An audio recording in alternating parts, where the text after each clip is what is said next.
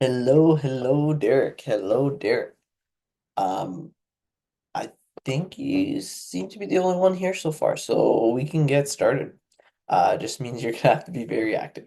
Um, all right, if you can hear me, can you put a one in the chat? If you can hear me, can I get a one in the chat? Awesome. And we have another student. How can I pronounce your name? You can just open your mic and say, oh, it's Javia. Okay, gotcha. Okay, awesome. So, this week was, or last week was Chinese New Year, right? Is that correct? Yeah. Awesome. Did anybody here, I'm assuming everyone here celebrated in at some capacity? Awesome. Okay. All right. So the book of the day is actually a play, Death of a Salesman. Who here has heard of or read Death of a Salesman or seen a play of it? Okay, I guess not. That's okay.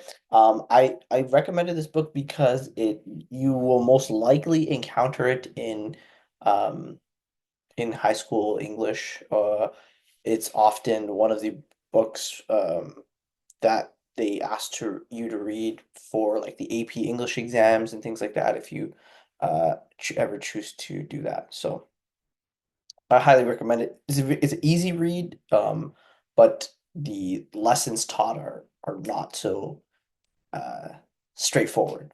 But it is a sort of an easy read, like the actual English is very accessible. Okay, Derek, can you read this first slide? Death of a Salesman by Arthur Miller. For a salesman, there is no rock bottom to life. He don't put a bolt to a nut. He don't tell you the law or give you medicine. He's a man way out there in the blue, riding on a smile and a shoe shine. Willie Loman has been a salesman for 34 years. At 60, he is cast aside, his usefulness now exhausted. With no future to dream about, he must face the crushing disappointments of the past. He takes one final brave action, but is he heroic at last or a self-deluding fool? So it is a very old book or story as well, but it really makes you think about what it means to sort of be a person in society. What what are you proud of? What are you living for? Just things like that. Um, and there's a lot of lessons in each of the characters in the story. Okay, and let's get Jaya, can you read this one? Works of American playwright Arthur Asher Miller include Death of a Salesman, 1949, which won a Pulitzer Prize, and The Crucible, 1953. This essayist, a prominent figure in literature and cinema for over 61 years, composed a wide variety, such as created A View from the Bridge and All My Sons, still studied and performed worldwide. Miller, often in the public eye, most famously refused to give evidence to the Un-American Activist Committee of the House of Representatives, received award for the drama, and married Marilyn Monroe. People at the time considered the greatest known. Okay. Well, the time considered the greatest. Um, this sentence doesn't make much sense to me, but anyways, yeah, very famous person at the time as Wait, well. Marilyn Monroe, like the actor person? Yeah, Wow. yeah, he's very famous for marrying Marilyn Monroe as well. I mean, this guy was, a lot of authors, like super famous authors, um, like back then were usually well recognized later in life, right? But this guy was famous even during his life, so it's cool. Um, okay, so he had a lot of amazing quotes, but I chose just one of them. The quote reads, "Don't be seduced into thinking that which does not have, sorry, Don't be seduced into thinking that that which does not make a profit is without value. Arthur Miller. Um, so yeah, I want, so this one I actually don't need. Explain this quote. Why is it important? And give an example in your explanation, however you choose to explain it. Include an example. Okay. I'm going to start a 5-minute timer. But you know what I'll do? Since there's only the two of you guys, we have an opportunity to give you a 6-minute timer. Um, because I really like this quote. I think it's a lot to be said about it. Okay, starting the timer now.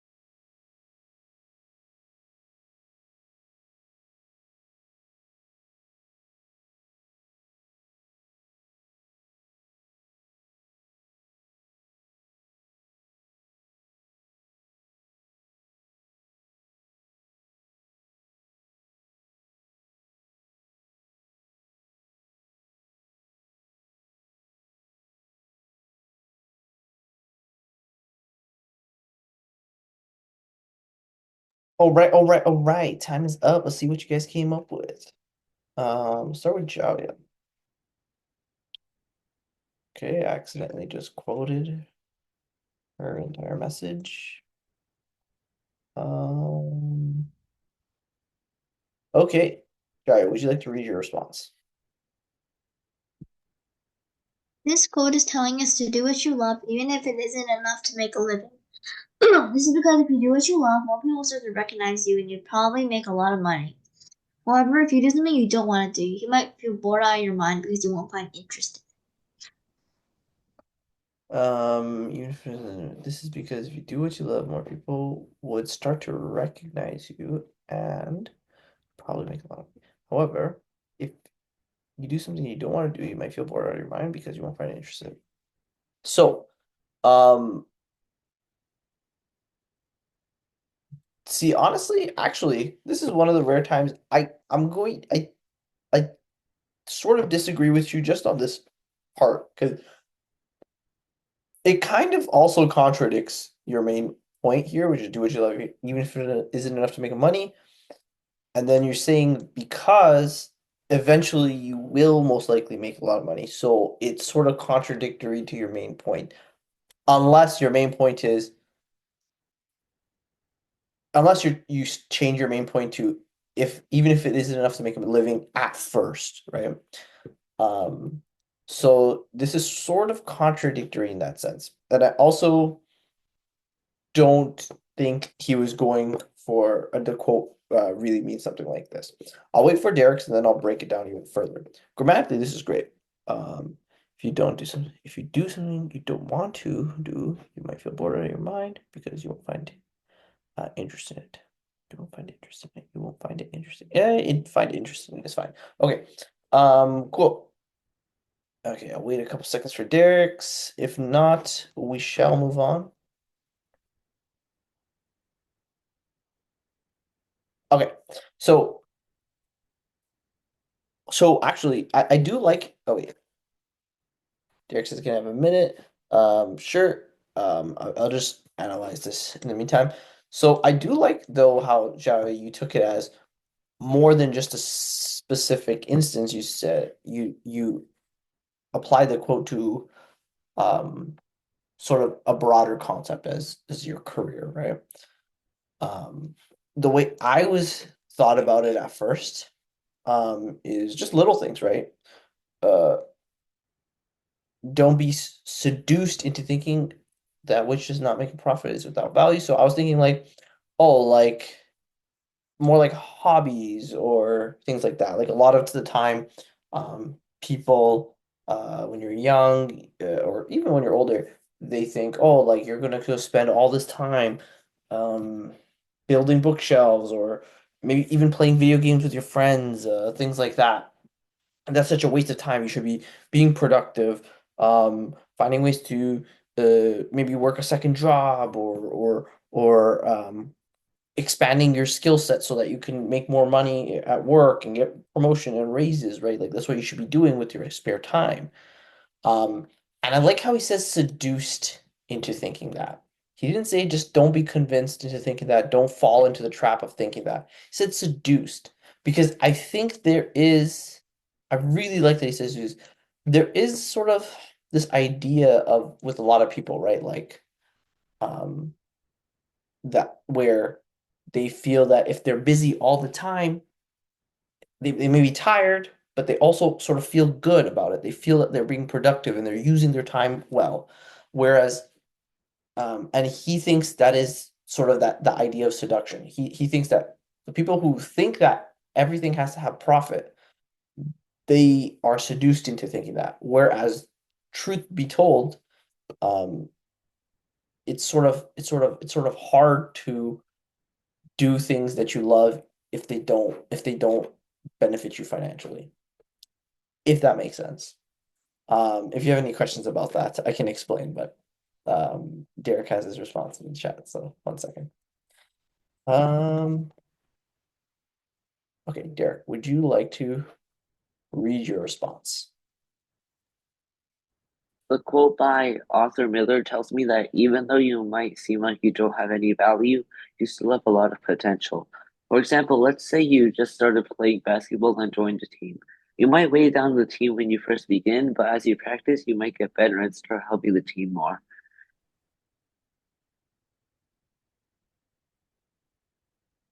Awesome. Wait on the team when you first begin, but as you practice, you might get better and sort of.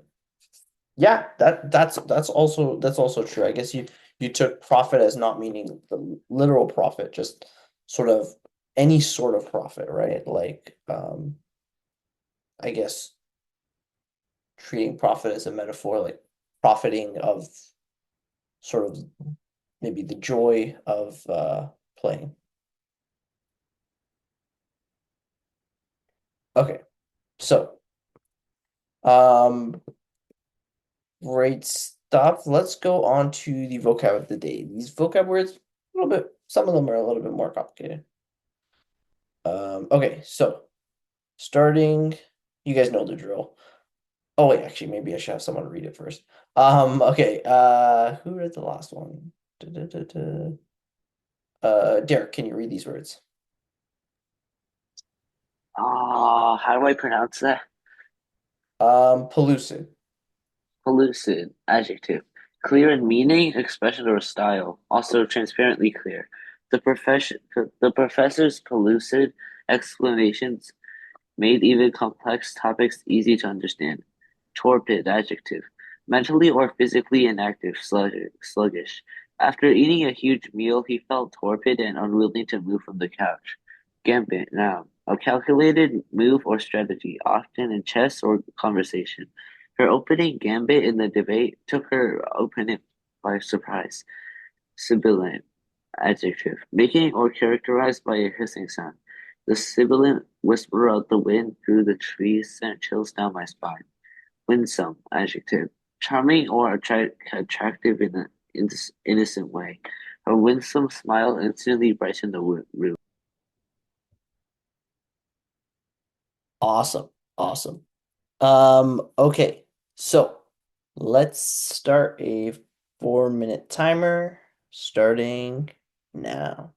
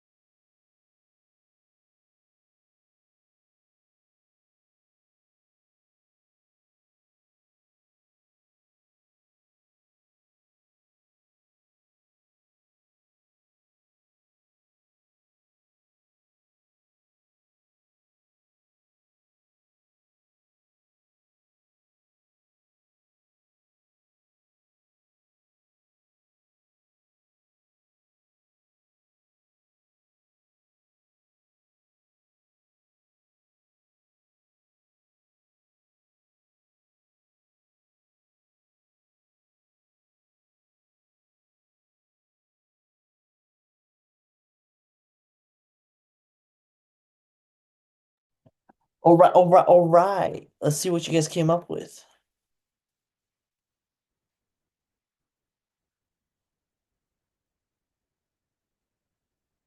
I didn't finish. Just submit what you have. Oh,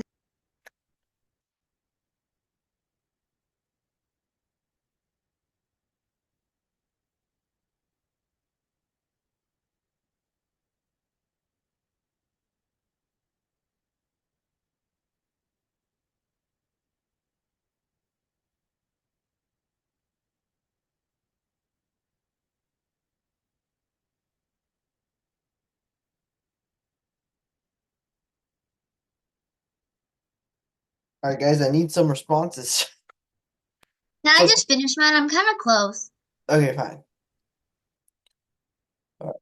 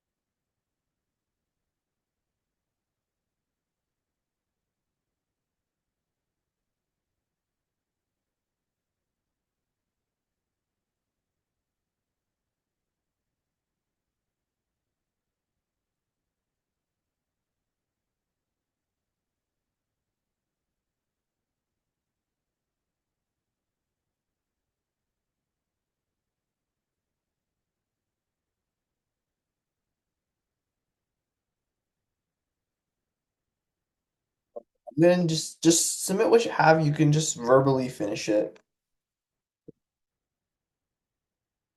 Okay.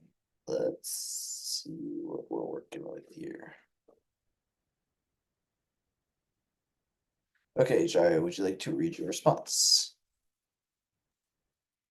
Also, this isn't true. I just made it up. Okay. I got out of the car and headed for the door. I heard the sibilant whisper of wind race past my ear. I entered the building and saw the banner, 2025 chess tournament today. I felt torpid as I approached the test table and took a seat. I saw my opponent stare at me and the hundreds of eyes fixed on us. I started playing my favorite gambit, the Queen's Gambit. I made pellucid moves on the chessboard. I felt the stress rise up in the air. Then I saw the move. I instantly put my queen there, checkmate. I said, I didn't know how to use the last one. Which was the last one? The winsome. I didn't know how to use that one. Checkmate, I said. That's it. Um, I said, yeah. Oh yeah, actually, I don't think. Actually, I think I could do. You'd have to add another, or I think you can say winsomely. I think that might be a I think word. it works. It might be a word. I'm not 100% sure if you can use it like that, but yeah, you might need to add another sentence for to include that. But awesome. All right, great situation, Jaya, and great use of the punctuation. I like it. Um, as we were talking about, Wait, what if I say a winsome smile crossed my face? Can I do that? oh, winsome what? A winsome smile, something, something, something. Yeah, yeah, I said with a winsome smile across my face. Yeah, good, very good use case there. Um, okay, so uh that is all there. Okay. Assuming Derek doesn't have a response, let's move on to the next section, which is organizing your arguments. This is a lesson that I love to include because it's fun. I love argumentation, argument style, and Derek, don't even worry about it. It's fine. Uh, so yeah, what for this class we'll just look at three methods of arguments. um, three styles. It's, why am I teaching you these three styles? Is it because it's the three like important methods of argumentation that you need to know and you need to memorize? No. They're just three different styles, three different examples of argumentation, just to sort of um, keep in mind when you do have to write your own arguments for something. You don't need to know, oh, I'm going to use the Tolman method, I'm going to use the Ruggiero method, but it's good to know why the different structures of the methods work. And then when you encounter a situation, you need to make it an argument or structure an argument. You can have those points in mind. Okay, so how this works? Let's just go over the methods and then have an example of each, right? Okay, Derek, can you read this one? The whole slide? Yes. Oh, okay. The Tolman method is a formula that allows writers to build a sturdy logical formation foundation for their arguments. First proposed by author Stephen Tolman in The Uses of Argument, 1958, the Tolman method emphasizes building a hold up, thorough support structure for each of an argument's key claims. The basic format for the Tolman method is as follows. Claim. In this section, you explain your overall thesis on the subject.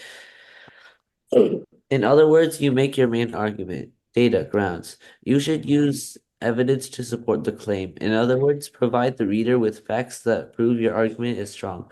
Warrant, bridge. In this section, you explain why or how your data supports the claim. As a result, the underlying assumption that you build your argument on is grounded in reason. Backing, foundation. Here you provide any additional logic or reasoning that may be necessary to support the warrant.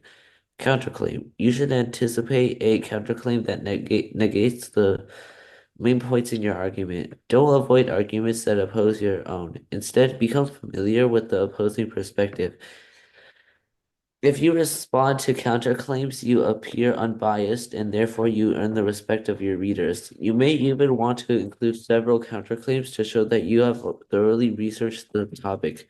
Rebuttal. In this section, you incorporate your own evidence that disagrees with the counterclaim. It is essential to include a thorough warrant or bridge to strengthen your essay's argument. If you present data to your audience without explaining how it supports your thesis, your readers may not make a connection between the two, um, or they may draw two different conclusions. Awesome. Okay, so actually, before I explain this, let's just go over an example of this structure. Okay, so this is like usually this is like similar to your standard, claim data, warrant data, warrant data, warrant, and then the only difference here, or something that maybe you don't see often, is using the counterclaim and rebuttal at the end. So like when I tell you guys to write a persuasive paragraph, I don't always tell you to include the counterclaim and rebuttal at the end. I usually just say, throw that in somewhere in the middle or in the beginning, and then add all your data. And I have reasons for that too. Okay, so like an example of this would be hybrid cars are an effective strategy to fight pollution. Driving a private car is a typical citizen's most air polluting activity due to the fact that cars are the largest source of private as opposed to industrial air pollution. Switching to hybrid cars should have an impact on fighting pollution. Each vehicle produced is going to stay on the road for roughly 12 to 15 years. Cars generally have a long lifespan, meaning the decision to switch to hybrid car will have long-term impact. Skip that. Hybrid cars combine gasoline engine with battery-powered electric motor. The combination of these technologies produces less pollution. Counterclaim. Instead of focusing on cars, which encourages an inefficient culture of driving, even as it cuts down on population, the nation should focus on building and encouraging the use of mass transit systems.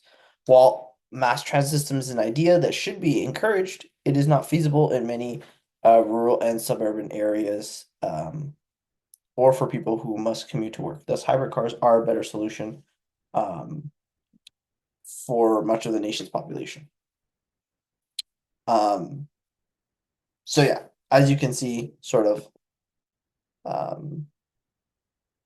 like the add all your data and sort of explain it thoroughly and then rebut a counterclaim.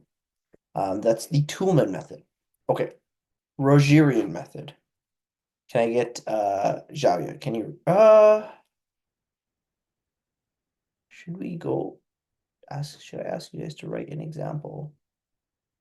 Okay, you know what? Let's do that. Let's do a quick create an example of the Toolman method, right? So create a claim, pick a claim, whatever you can think of.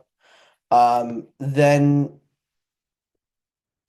you don't need to have data and warrant, but you can combine them into 3 points and then a rebuttal. Okay, so we'll do something like that. So I'll give you guys, how much time would that take? How much time do you guys think you need to sort of create your own point form example of the Toolman method? So your claim, 3 sort of supporting points, and then a counterclaim rebuttal. What's the estimate here? 5 minutes? Derek, thoughts? Jaria? I think so. I think it's pretty good. Okay, 5 minutes. Okay. Starting the timer now.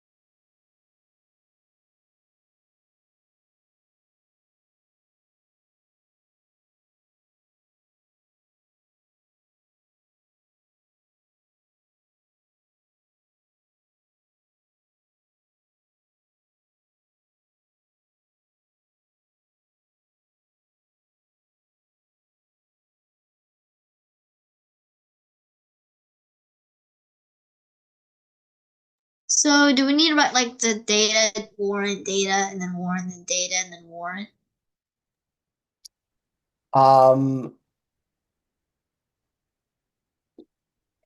Okay, so yeah, because I don't expect you guys to, have, specific data and things like that, you could sort of combine them. So yes, like make a claim, um, and then have like a warrant, like a point, right? If include data if you can, but like a major point, um,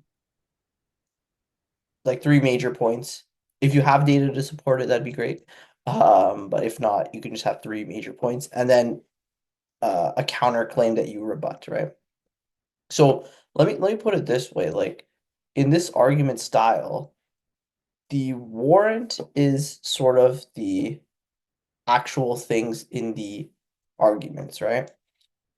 These are the actual things that maybe, let's say, like a lawyer would say or a writer would say. And then the rebuttal is what they would actually say, right? These are sort of the things they have to have in mind. So this is the data that leads to this point. This is the data that leads to this point. This data that leads to this point.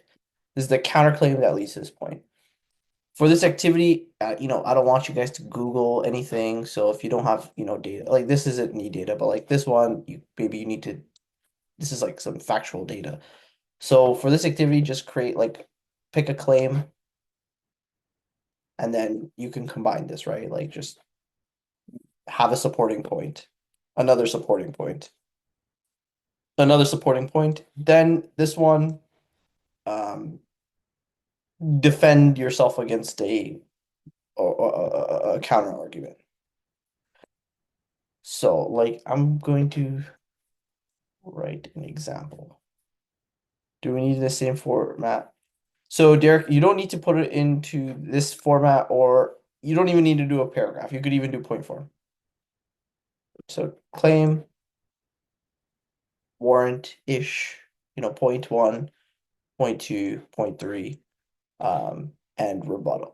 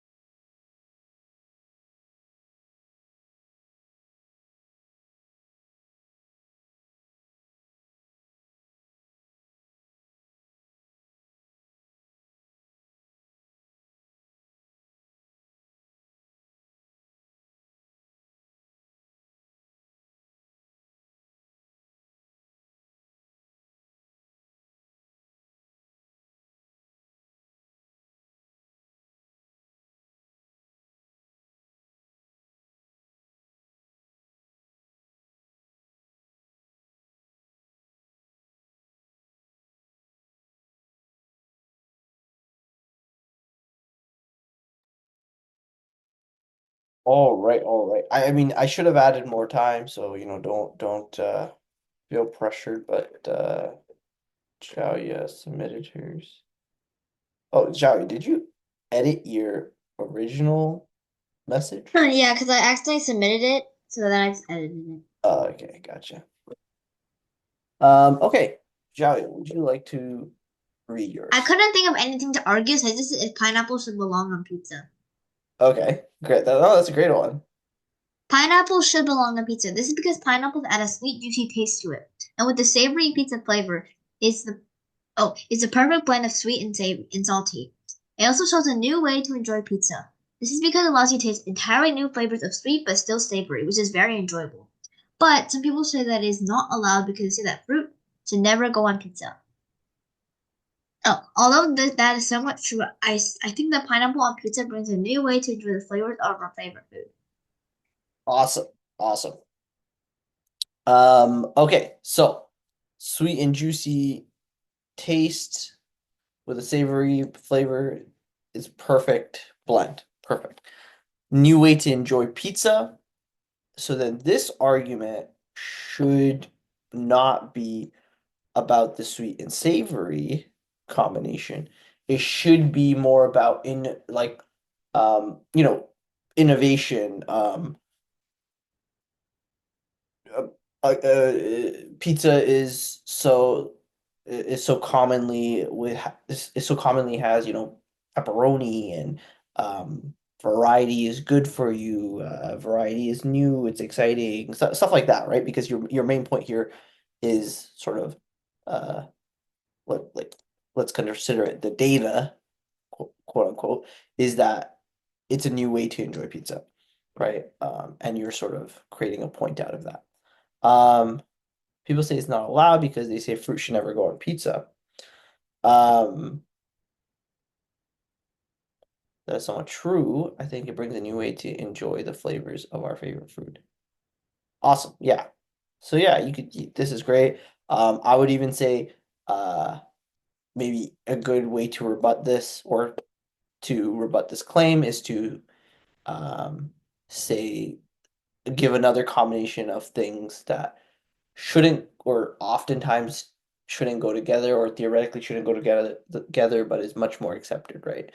Like I'm trying to think of something, but something or maybe something specifically that's sweet and savory that people say shouldn't go together, but or theoretically shouldn't go together, but it does.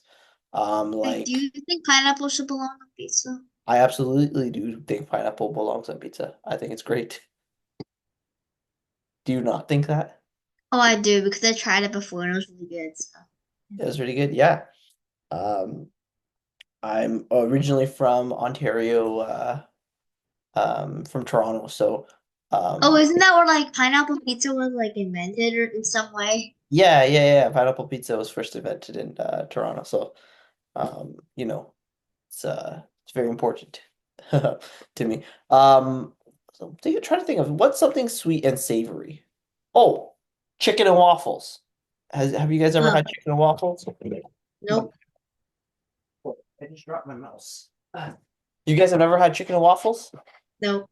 Okay, recommend it. Highly recommend it. Get like a go to a place that sells like spicy chicken and waffles. Oh my gosh, it's so good. It makes no sense. Works really well. Um, Sweet. What else is sweet and savory? I guess like General Tao chicken and stuff like that, or like pineapple chicken, which you know that's like sweet and savory, like at Panda Express and things like that. No, yeah, no. Okay. Okay, so we'll skip the other argumentation styles for the future, for next class. And we shall move on to the uh article of the day. So, do you like spending time alone? How often do you seek out solitude? Do you ever avoid being by yourself? Spending time alone and I'm crying in my room because my dad yelled at me. He yells at you if you don't stay in your room? No, he yells at me whenever I do something. I don't know, I like math and stuff, and then I go to my room and actually, yeah, yeah, I just go to my room and I just cry in my Oh my pillow. gosh, that's so bad. Um, well, I mean, hopefully it's not as bad as you make it sound, but if it is, then um yeah, that's pretty bad. Um, okay, so uh over here. Shavia, would you like to read first? Complete this. Oh, do you like spending time alone? Complete this sentence. Spending time alone makes me feel blank. In fact, complete it as many times as you like. You may have a variety of feelings about being alone. Perhaps because sometimes you seek out solitude to relax and reset, while other times no one else is available, so it's not much of a choice. In general, do you like spending time alone, or would you rather avoid it? In the opinion essay Embracing the Joys of Solitude in the New Year, Jessica Gross writes about why she worries society has become too fixated on the idea of loneliness as something intolerable and often negative. She begins, one of my most cherished memories from elementary school is visiting the Hermit's Grave, a local historical landmark in a small town in New York State. My fourth grade class tripped through the woods and used wax paper to rub and recluse Johann Wilhelm Stautling's trombone. Stautling, also known as the Hermit of Irvington or the Hermit of Ardsley, was an eccentric 19th century German immigrant who slept in a coffin, spoke 7 languages, and supported and supported himself by selling homemade buttons.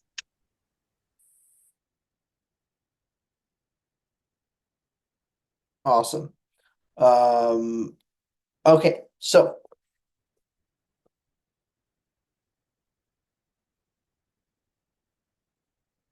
this is crazy. Sounds like a vampire. Okay, let's go. Keep going. Derek, can you read this one? He lived until he was nearly 80, and even though a New York Times article from 1885 makes him sound like an absolute crank, he was also admired by the local villagers. The people say that Stolting is a shrewd old fellow in managing his peculiar affairs in his peculiar way. He hates the city and glories in the independence of his lonesome existence in the country. The hermit has stayed with me because I found him aspirational. I know this was probably weird for a fourth grader, but stay with me. He was living his best solitary life in his little wooden hut with his little coffin bed. I still think about him once a month or so because a small part of me craves my own modern version of that extreme solitude. I probably couldn't be as physically isolated, nor would I want it to be. I hate nature, so living in the woods would be tough. But what I'm searching for is time alone, in my own head and in interior space, removed from other people's thoughts and wants. Mm. And I worry that we've become a culture that is too fixated on the idea of loneliness as something intolerable and often negative. Do you guys agree with that? That as a culture, we view loneliness as something that is not a sorry, loneliness is intolerable. Let's say that. I think kind of yeah, because whenever I'm in an orchestra, when we go to like retreats and stuff, they always make us do team-based activities, and they don't really let us like be by ourselves. That's fair. That's fair. Yeah, yeah. Only for breaks, which are only like 10 minutes. Oh, damn. Okay. And last one. Jaya, can you read this one? And the persistent 2009 essay in the Chronicle of Higher Education, William Deresiewicz described the way in which immediate and far-flung social connectivity that the internet enabled created a generation that lost the ability to be alone, their capacity for solitude. And he believed that the more we keep aloneness at bay, the less we are able to deal with it, and the more terrifying it gets. Just as I have questioned that hyperfocus and tracking of happiness, I wonder if some of us would be better off embracing loneliness as a normal feeling that we all experience from time to time, rather than necessarily be pathological. Um,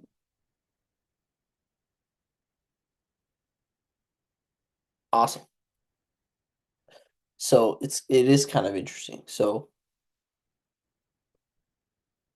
generally speaking, yes, loneliness, being lonely all the time is not healthy for your um, mental health, life satisfaction, all those types of things. But being lonely sometimes is not, the worst thing in the world. A few weekends you're alone, just doing nothing, whatever, doing off to your own, doing a little trip somewhere alone. People often think that like that's terrible, like, oh, what? You're going to the movies alone, that's awful, blah, blah. But the author argues that, loneliness may be awkward and uncomfortable, but it's not inherently always bad. It's sometimes good to have, right? Um, I think, yes, I think everyone should be alone from time to time, you know, per weekly even. But Um, I feel like if you're like sad and you can't be alone, that's kind of bad because you need like actually you need to cry your feelings like for a second. yeah, yeah, sometimes maybe you need to cry your feelings out, right? Uh, and yeah, there's Whenever also I do that, my mom is like, "What?" My mom like always comes over, and it's kind of annoying. I understand. I know what you mean. Like where sometimes, yes, you're upset, but and people want to help often out of the goodness of their heart, but sometimes you just feel like you need that alone time, right? And also, there's also a stigma, right? Like, oh, you're like doing this alone? Like what? Like you're going to go out for dinner alone? Like what? Like are you okay? Blah blah. But sometimes being alone, doing things alone, it's good. Okay. So digital. Hmm. There was a good one that I wanted to spend a little bit more time Do we have a discussion instead of a writing thing? for this one. Yeah. Sure. Yes. Well, we're gonna have to do one writing thing, but we can have a discussion first. So, um, all right, Derek. Let's start with Derek. How much of an average day or week do you spend alone? How important is this time for you? What do you do when you're on your own? Do you have too little time alone, or too much, or just enough? How alone is alone? Because my desk is like outside, but like no one talks to me when they walk by. Yeah, that's a good, very good question. How do you, what do you define as alone? I guess just like not talking to someone. Yeah, yeah. So then I guess an average week I spend like I'd say like 8 hours, 6 hours alone, I guess. I don't know. Okay. Um it's pretty important to me. I can just talk to myself in my head. Yeah. And when I'm alone I could just like do my own things, I guess. I don't know. And I think I have like just enough time alone. Yeah. Okay. And now, if you were to define it not as when you're not talking to someone, but when you're not around other people, or even yeah, just when you're not around physically to other people. Like for like all of the questions or No, just like how much time do you spend like when you're not physically around other people? oh, I And would say like that'd be like what like 1 to 2 hours because a lot of people walk by, yeah. you know? Yeah. I, and is that any different, like importance wise? Is that any different to you? Um, a little, I guess. Okay, yeah, Because fair enough. yeah. Okay. Xiaoya, would you like to answer these? So whenever I come back home from school, my bus drops me like I like the stop sign, and then I have to like walk back home. It takes me like 5 minutes, but like it takes me like 1 to 2 minutes, but like it's like alone time basically Oh, okay, okay. So just because a it's one to couple two minutes. minutes and just me walking back home. And So I feel like in a week I spend wait, does sleeping count? sleeping does not count. Oh, okay. Then I was gonna say like 40. And 40, like even more. Oh, like 70. 70 minutes Mm, or hours? 70 hours. 70 hours alone, like physically. Well, not including sleep. Oh, okay. I don't really have a long time. Actually, I think I do. I think it's mostly just like me, just like, I don't know, maybe like 1 to 2 hours a week. I don't know. 1 to 2 hours a week. Okay, yeah, yeah, that's pretty good. That's I think I mean also you guys are young. When you get older, there's I mean now you kind of have to have um or be very closely accessible by your My sister, she's like, as soon as she gets back home, she eats like, she gets like a snack and then she goes upstairs, she like does her homework to like dinner time. And then after dinner, she goes back up and like does her homework like even more. yeah, yeah, that's is she older than you? Yeah, she's 16. And then she sleeps at like 1 a.m. every single day because of like homework and there's Yeah, so much. that's kind of standard. I remember doing the same thing. Like I'd go home, eat, and then uh and then right away I'm working all night until I go to sleep pretty much, yeah. Wait, when did you go to bed? When I was younger, Like in like high school or in something? high school, I tried to go to bed like 10, 11 because I had to wake up at like 6:30 to get to school. Oh, So yeah. Um I remember that schedule.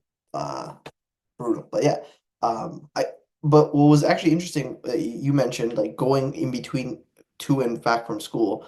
For me, it was the same thing. Though that period of time was like I think it was very valuable for me to sort of be alone to do that and um uh because like yeah, like Derek, my desk was also sort of in the hallway in my house and um it's sort of never get like privacy or like silence. There's always stuff going on around you. So I think the time alone is nice to have. Okay, so this one is cool. I'm gonna give you guys 6 minutes.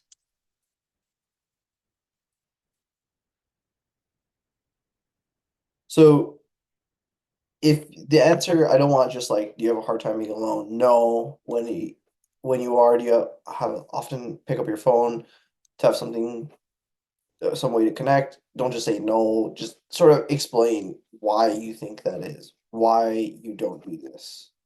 Um, right? So, okay, maybe this question I'll just do 4 minutes because yeah, maybe it's kind of hard to expand on that. Do 4 minutes there. Starting now.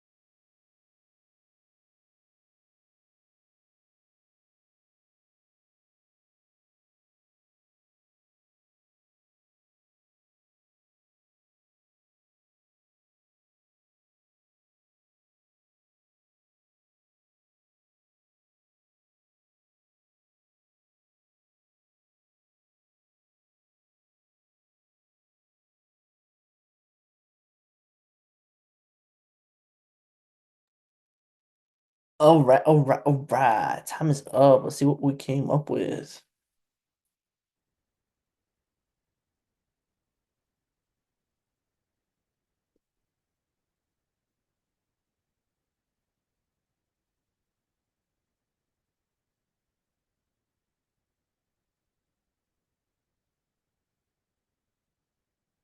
All right, Jaya, would you like to read your response?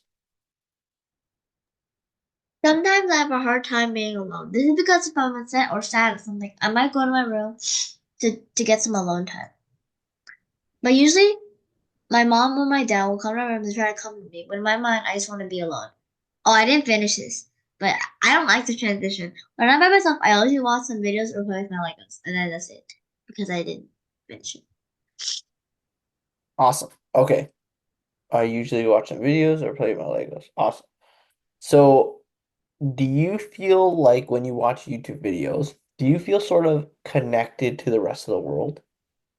Yeah, because I feel like if I sit in my room for like 5 minutes and I'm no like I'm not nobody like talking to me, I feel like creeped out because there's like nothing. There's like nothing like can like I'm not like doing anything basically.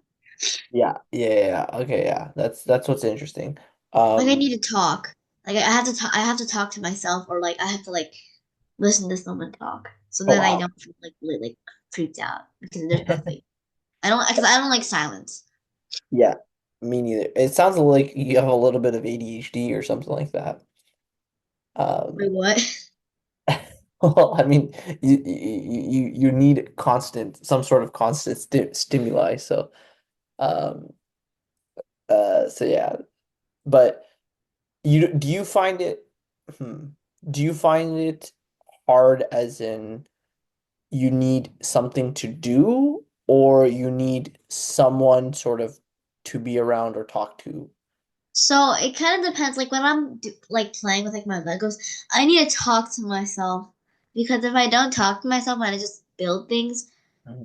I will get like extremely bored and then like I'll feel like kind of creeped out. And then, but then like whenever that's why I always put like some like that's why I play like some videos and I just like kind of turn the phone like up. I just then like turn. I usually just like take. So I need like a video just to like listen to or like watch when I'm Uh, doing.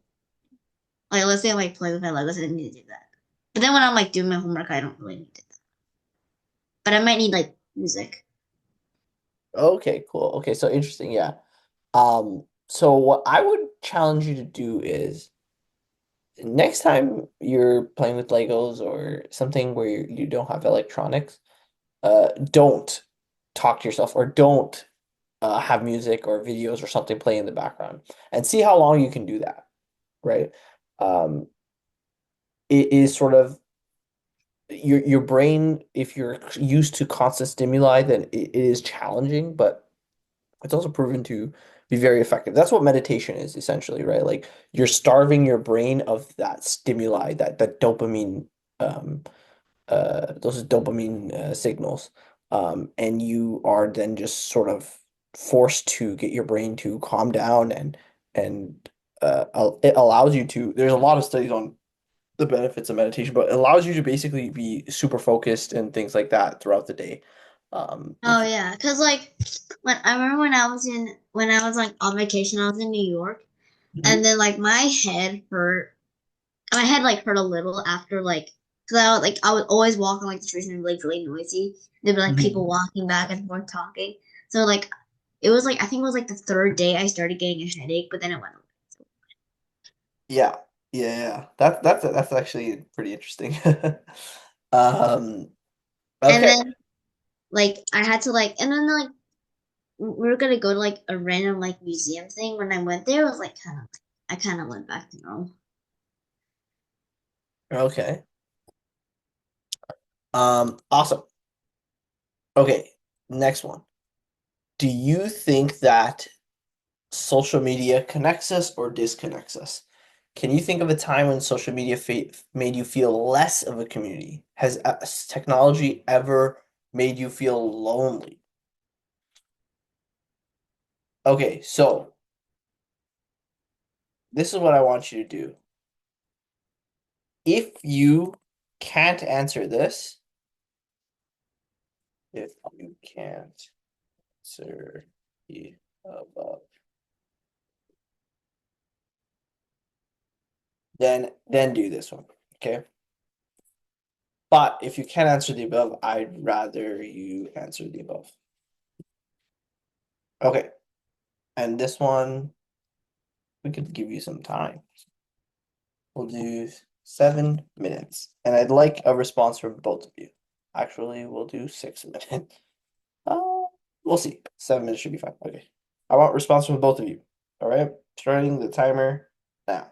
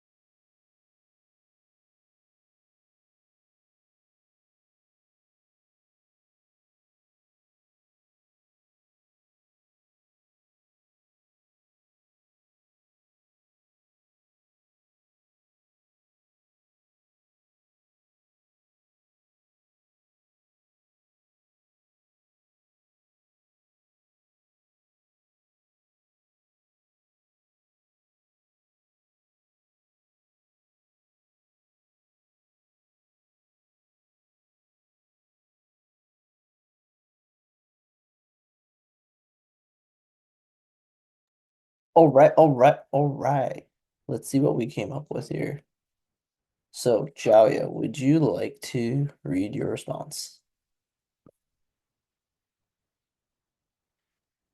In fifth grade, me and my friends created something called the fifth grade private chat on Google Docs. This really helped me feel a sense of connection with my friends after school, which is why we still talk on it. I also email my friends a lot as well, which helps me talk with them and maybe get a laugh out. Technology has never really made me feel lonely because I always know that I have my friends beside me, and that there are so many cool things you can do with it. Awesome. Helps me talk with them and maybe get a laugh out. Technology has never really made me lonely because I know that I always have my friends beside me and that there are so many cool. Okay, so here's a situation where you don't need a comma before the and because what this is really is just a think of this as a list with two items, right? Technology has never made you feel lonely because point one and point two. So if this was a full independent sentence on its own, then it's a coordinating conjunction with an independent clause, then you need a comma. But that's not the case here. It's just 2 points, right? Um, and yeah, you could say email like this. I don't know why it says this is an error.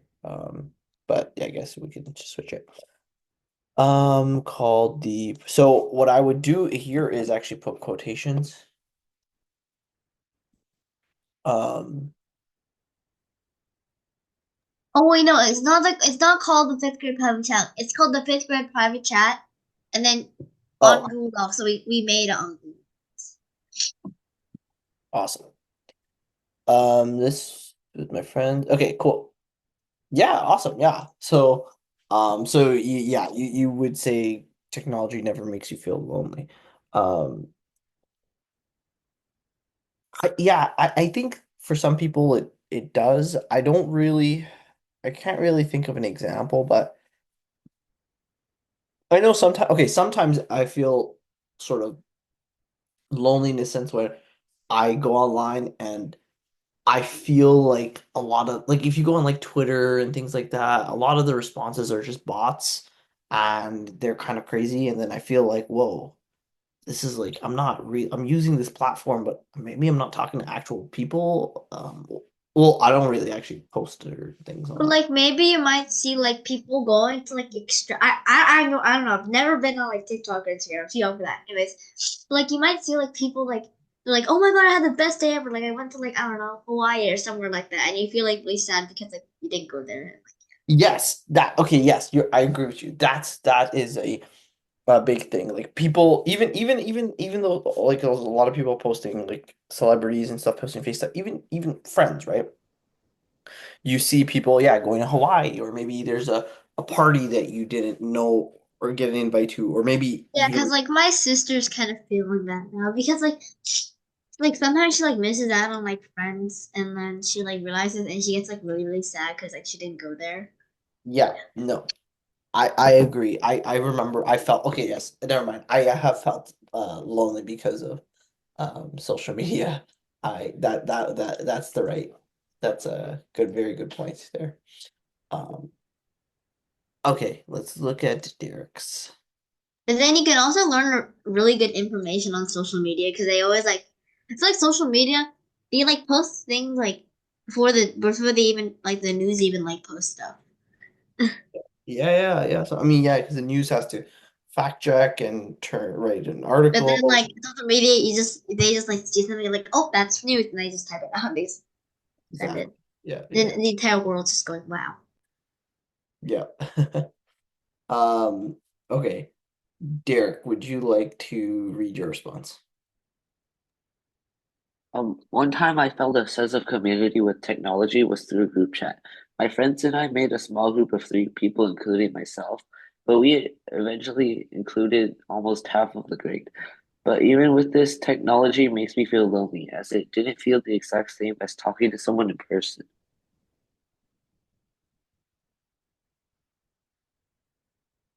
I feel the exact same as talking to someone in person.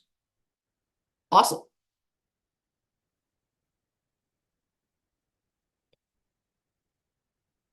Awesome. That's a good point. Yeah. Group chat, like I moved away from home and friends and family for work a while ago, and I guess technically kind of even now. And yeah, like you keep in touch with everyone through group chats and FaceTime, but over time you realize it is not the same as being able to just go hang out on a random day and be around them physically. Jaya, do you have something to say? So like also like group chats can be like kind of toxic because my sister was in a group chat and then she left the group chat because there was like so much like beef. I don't want to say it, but there's like so much beef like spreading around everybody. Hmm. So like it was like really, really bad. And then she left it because she didn't want to deal with it. Ooh, well, how big is a group chat like that? I think it's like all of her friends, but some of them aren't her friends anymore because of some stuff. I don't know what stuff was, but like yeah. Yeah. So she Uh, just left because there's like too much stuff going around and she didn't want like part of it. that's true. I guess if you're in a group chat with too many people, if you don't participate, then yeah, I guess you or sort of toxic, so you don't want to participate, then yeah, in a way you're still connected to a lot of people, but you do in a way feel lonely. So that's Because she's like not because she doesn't like half of the people in the group chat. They used to be her friends and that like now they're not. yeah, I mean that happens, especially at her age, like 16. Yeah, that's super normal. To sort of have even up until I think you're when you're 20, even until you're like 25, 26, it's kind of normal because you're going through so many different stages of life and growth and things like that, right? So, um, cool. Good, good points all around. Okay, we have 2 minutes left. Maybe take a look at one of the other questions. Ba-da-ba-ba. Can this be a discussion as well?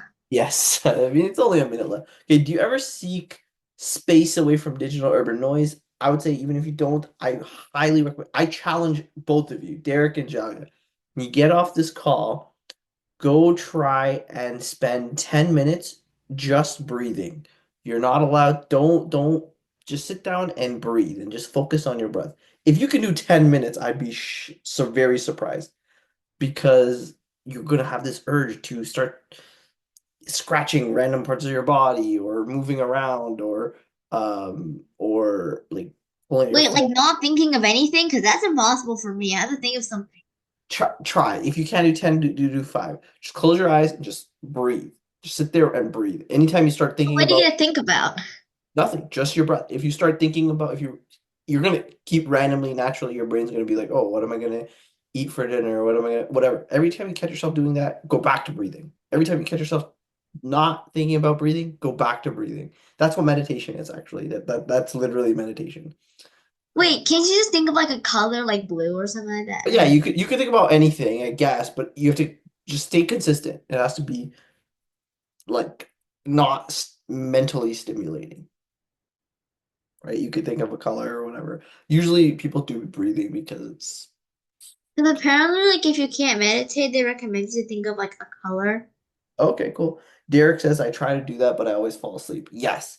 Um, it's part of meditation to you after practice that you could like stay awake and just do that.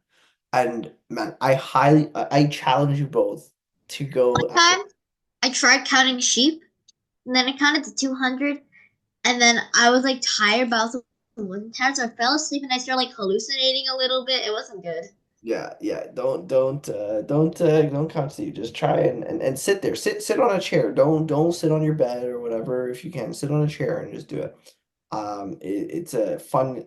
Well, yeah, fun. It's fun. It's a fun exercise. See how long you can do. Okay, put it. Maybe put a stopwatch next to you, and then turn it on. Close your eyes and sit there, and see how long you can do. Actually, yeah, do that. Do that instead. I'm gonna add this to the homework. Um, bonus. Uh, turn on a stopwatch and time how long you can sit on a chair with your eyes closed and not think of anything or do anything. Okay, and then next class, let's report how long you guys lasted. That's impossible for me. I can't like not think of it. Well, okay, you can at least do 20 seconds, right? So see how long you can last.